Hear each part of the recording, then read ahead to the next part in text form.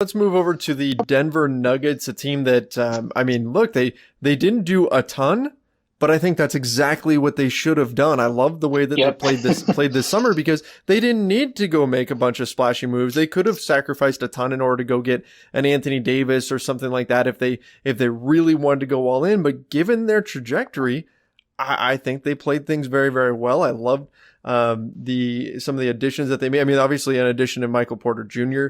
If he can stay healthy, I like that one a lot. Paul Millsap, I thought they made the right decision there, picking up his option and landing Grant in that trade with Oklahoma City. I thought that was a really smart move as well. So, even though the Denver Nuggets didn't make some big splash that's going to really move the needle a ton, I think they had a really smart offseason.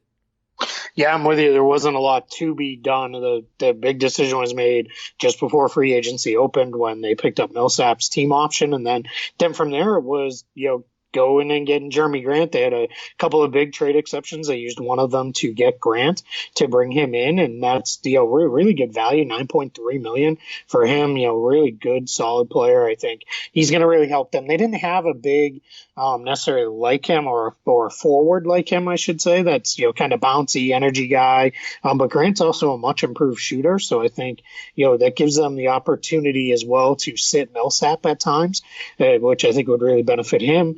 At this point in his career, and they didn't have another guy who could step right in. It would have had to have been probably Hernan Gomez and Porter, who's really untested. So we'll see. It's and then Jamal Murray, they inked him to the full max extension, 5 years with him. So they're really kind of committed now for at least the next few years to their kind of young core group of Jokic, Murray, Gary Harris, and Will Barton. That's those guys are all locked up at least through 2022. Jokic and Murray go out a little bit longer than that. So it'll be fun to see if this team can take that next step going into next season. Yeah, I mean, look, they're banking on chemistry, they're banking on consistency being big for them, and so I think that they made the right moves and they've kind of taken their lumps, and we'll see if they can make that jump next season.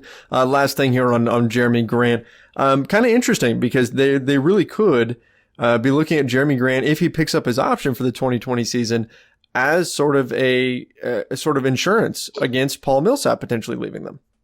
Yeah, absolutely. Yeah, I think that is one of the things there, and then that gives you almost a little bit of a bridge to hoping maybe Porter is ready after that, as he's going into his third year at that point.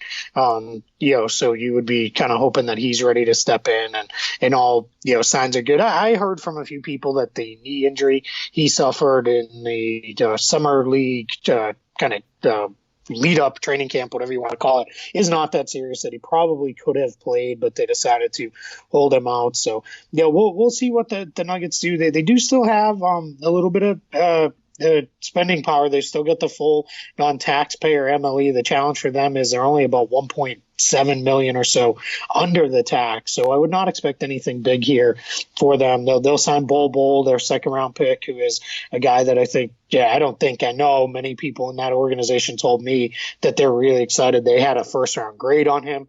Then you hear that all the time. So that's take it with a pretty big grain of salt. But, I think they are very excited to have him and bring him in, and let him learn behind Jokic. And maybe down the line, you get somebody who can, be kind of a weird, dual big, but, kind of really do fit together pairing there. Yeah, I thought that was a decent risk being taken on their part.